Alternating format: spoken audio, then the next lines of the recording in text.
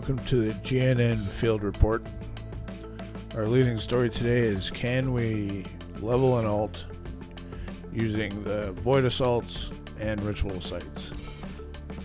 The short answer, unfortunately, is no, we can't. We can, however, pick up the quest line for the void assaults on a level 80, as I did on my Death Knight. Grab that quest. This week they're in Zul'Aman, so you just head there, head to the marker on your map, follow the objectives as per usual. Fortunately, this week, if you hit it, everybody's doing them, so it's not a hard time for a low level alt.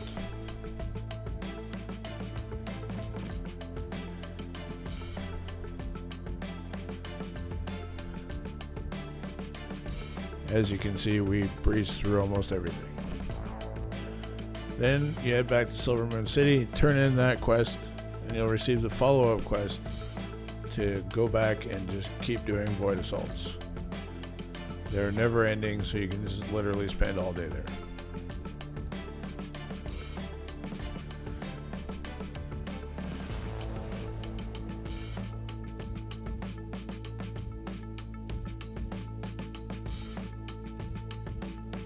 I had to switch over to my level 90 Shaman to find the quest for the ritual sites. Picked up in the same spot as you start the void assaults.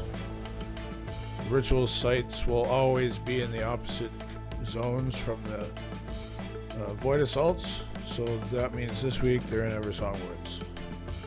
Again, pick up the quest, do a little bit of follow-up, and then you end up going over to Eversong Woods. There you'll find a big crystal. You click on it, you enter the ritual sites in much the same way you would a Delph. Once you go in, this week's ritual site involves fighting off the Naga. You go through, follow the objectives. When you get to the end boss, which is what you're seeing here, just make your way through the boss. Wasn't too bad on my Shaman. Of course, I have self heals, so that kind of helps.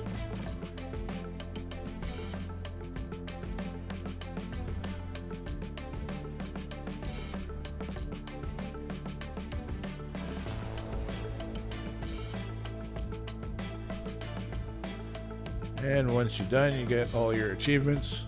Those are mostly for first time doing it. You get a scorecard. And then there will also be a chest for you to collect. Inside the chest could be a piece of armor. In this case, I didn't get anything but currency, which is handy. You also get a follow-up quest to go back to Silver Moon City. So you exit the portal, which will bring you right outside of the ritual site, and then make your way back to Silver Moon City.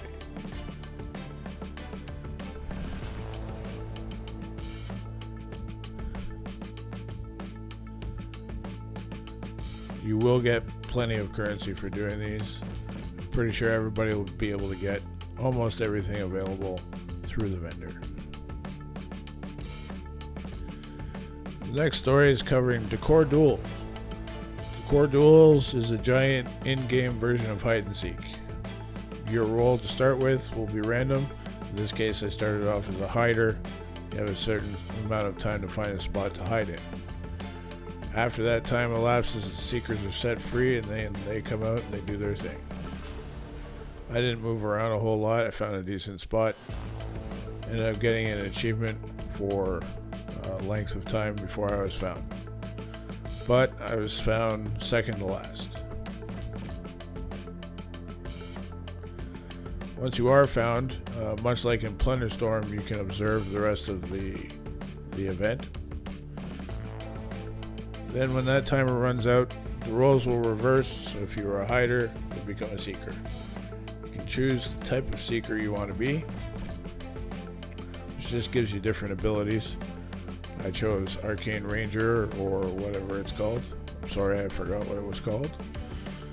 I ran around firing off my arcane arrows, and I found nobody. But that's just me.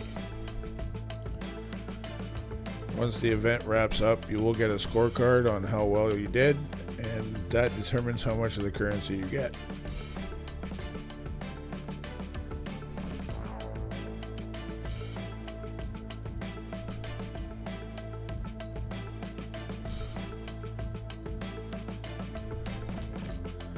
And the next story is for the abyssal anglers. You'll have to go almost to the edge of the Zul'Aman map to an island, which you'll find some trolls fishing. Shocking. One of them standing on a dock has a quest for you. You simply take the quest, talk to him, and head into the abyss.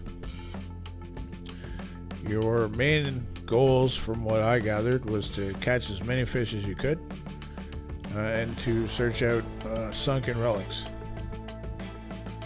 It took me a little while to figure out the aiming portion, but once you do, it's pretty easy. Each kind of fish either has no armor at all or up to a level 4 grade of armor. They'll have a little shield over them with a number that lets you know what kind of armor they have. Once you deplete the armor, you catch the fish. At one point here, I did end up fighting what seemed to be a rare. I thought I was going to die, but didn't, so that was fun.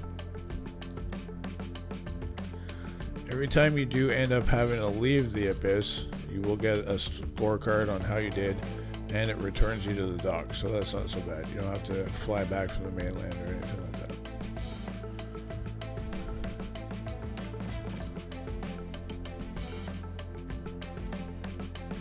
I ended up doing this 3 times because I couldn't find the relic that I was supposed to find.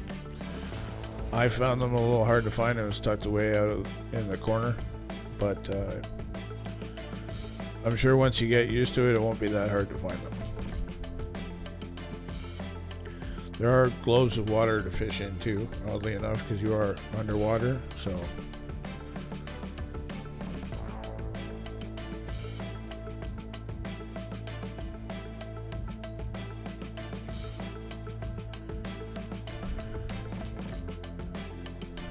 and there I almost went out of the area. Not sure what happens if that happens, but and this should be the time where I find my sunken relic. I did notice that the relics tend to give you the most number of points, so that means you get more points. Thank you for watching GNN News. Please tune in on Saturday for a premiere episode of Project Dread, GNN's paranormal ghost hunting show, hosted by our friend Zed. Thank you again. Cheers.